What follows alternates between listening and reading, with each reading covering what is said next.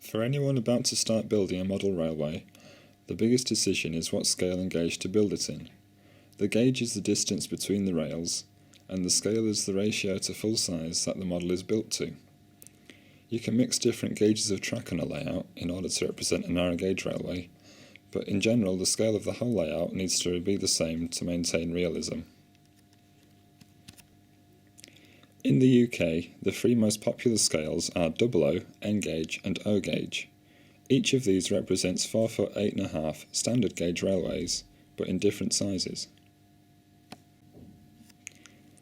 N gauge is the smallest of the three, with a scale of 1 to 148 and a track gauge of 9mm. Although the trains are small, the detail often matches that of the larger scales.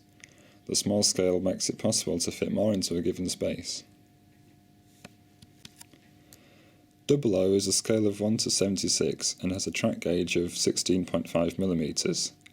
It is the most popular model railway scale in the UK, and a vast range of ready-to-run rolling stock is available.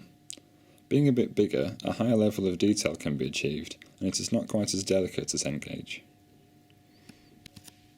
O gauge is currently enjoying a growth in popularity.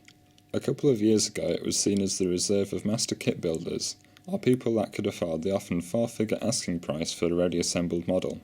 However, more ready-to-run items are becoming available from various manufacturers and at more affordable prices. British O gauge is a scale of 1 to 43.5 and a track gauge of 32mm.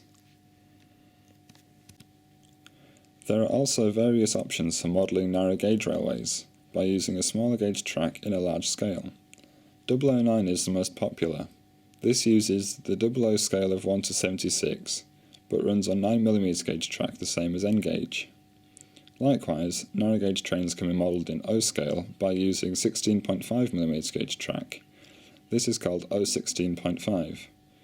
Peco produced track with narrow gauge style sleepers for use specifically with these two scales.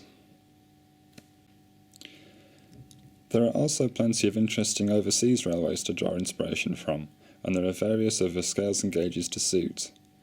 The most popular is HO, which is the overseas counterpart of 00.